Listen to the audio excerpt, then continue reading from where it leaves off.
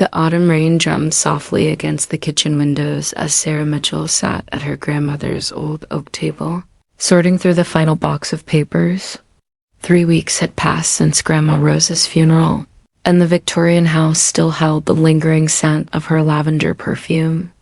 Sarah's fingers moved slowly through yellowed photographs and handwritten recipes, each item a small window into a life well-lived. At 21, Sarah had always felt different from her family. While her parents, David and Linda Mitchell, had dark hair and brown eyes, she possessed striking blue eyes and honey-colored hair that caught the light in ways that made strangers pause. "You're adopted, sweetheart," her mother had explained when Sarah was old enough to notice the differences. "We chose you when you were just a baby. You're our special gift."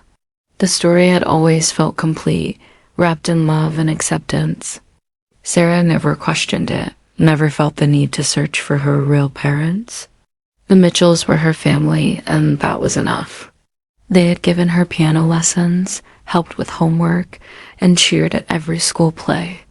Love, she had learned, wasn't about blood, it was about showing up day after day. But now, sitting in the quiet house where she'd spent countless summers, Sarah felt an unexpected heaviness in her chest. Grandma Rose had been the family historian, the keeper of stories and memories. Her passing left a void that seemed to echo through every room. Sarah reached for another manila envelope, its edges soft with age. Her grandmother's careful handwriting spelled out her name across the front. Inside, she found a formal letter from Harrison and Associates law firm, dated just 2 months ago.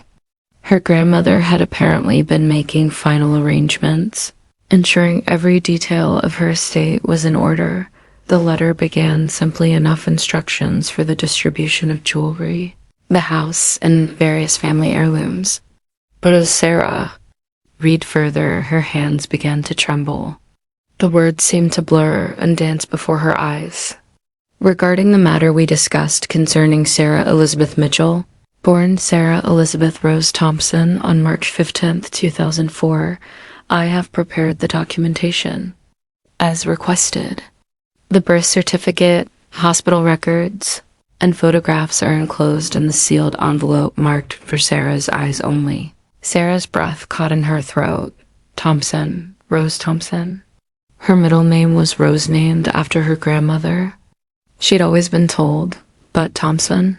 Her heart hammered against her ribs as she searched frantically for the mentioned envelope. There it was, thick and cream-colored, sealed with red wax that bore her grandmother's initials. With shaking fingers, Sarah broke the seal and pulled out a collection of documents that would change everything she thought she knew about herself. The first item was a birth certificate. Not an adoption certificate, but an original birth certificate, listing her parents as Rosemary Thompson and William Robert Thompson. Below that lay hospital bracelet photos showing a newborn baby with a familiar tuft of honey-colored hair, and a young woman who looked remarkably like Sarah, the same blue eyes, the same gentle smile. Sarah's vision tunneled as she stared at the photograph. The woman in the hospital bed was unmistakably her grandmother, but she looked impossibly young. Beside the bed stood a man with kind eyes and Sarah's exact nose. At the bottom of the photo, someone had written in faded ink, "Rose and Bill with baby Sarah, March 15th, 2004. The room seemed to tilt sideways. Sarah gripped the edge of the table, her knuckles white with tension. Heat crawled up her neck while ice formed in her stomach as the truth crystallized before her. She wasn't adopted. She was Rose Thompson's daughter, her grandmother's daughter. The woman she'd called Grandma Rose was actually her mother. More documents revealed the carefully constructed story. David and Linda Mitchell weren't strangers who had adopted her. They were Rose's son and daughter-in-law. Rose had given birth to Sarah at 45, after David was already grown and married. Fearing judgment and complications, the family had decided that David and Linda would raise Sarah as their own, with Rose stepping back into the role of grandmother. Photographs told the hidden story. Rose holding a baby Sarah with tears of joy streaming down her face. Family gatherings where Rose's eyes never left her granddaughter. Christmas mornings where Rose's gifts were always the most thoughtful, the most perfectly chosen. Summer afternoons when Rose taught Sarah to garden, to bake, to paint watercolors, not as a grandmother passing down traditions, but as a mother. Sharing pieces of her soul, Sarah's mind raced through 21 years of memories, seeing them now through a completely different lens.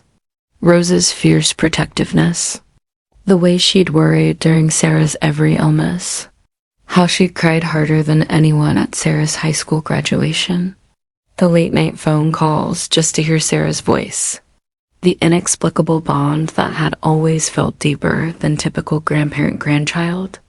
Relationships.tears blurred Sarah's vision as she reached for the final envelope. Inside was a letter in Rose's familiar handwriting, dated just weeks before her death. My dearest Sarah, it began. If you're reading this, then I'm no longer here to tell you myself what I should have told you long ago. You are not adopted. My beautiful girl, you are my daughter, born from my body and my heart when I thought life had no more surprises left to give me. The letter went on to explain Rose's fears about having a baby so late in life, her worries about what people would think, and her gratitude to David and Linda for agreeing to raise Sarah. But make no mistake, Rose had written, every day of your life, I have loved you as only a mother can love her child. Every scraped knee I kissed, every bedtime story I read, every proud moment I celebrated, it was all real. The love was real. Sarah folded the letter carefully and pressed it against her chest. Outside, the rain had stopped and afternoon sunlight was breaking through the clouds, casting golden rectangles across the kitchen floor. She looked around the house with new eyes, understanding now why it had always felt like home, why every corner held memories that shaped her dot she thought of. David and Linda, her brother and sister-in-law, who had loved her as their own daughter for 21 years. They had given up their simple married life to raise an unexpected child, never once making her feel like a burden. Their love, too, was real and unshakable. Blood doesn't guarantee loyalty, Sarah realized as she gathered the precious documents. But love, true, chosen, daily love, creates bonds stronger than genetics ever could. She had been blessed not with one set of loving parents, but with 3 people who had conspired to give her the most beautiful childhood possible, rising from the table. Sarah walked to the window and placed her palm against the cool glass. Tomorrow, she would have difficult conversations with David and Linda. There would be tears, explanations, and probably some anger about the deception. But tonight, she simply wanted to sit in her mother's house and feel the presence of a woman who had loved her so completely that she'd been willing to step aside and let others claim the title of parent. Content to love from the shadows. In the end, Sarah thought as she settled into Rose's favorite armchair, family isn't about the stories we tell ourselves. It's about the love that writes itself into our bones, regardless of the names we use or the roles we play. She had been shaped by 3 hearts that had chosen to love her unconditionally, and that truth was more precious than any birth certificate could ever be.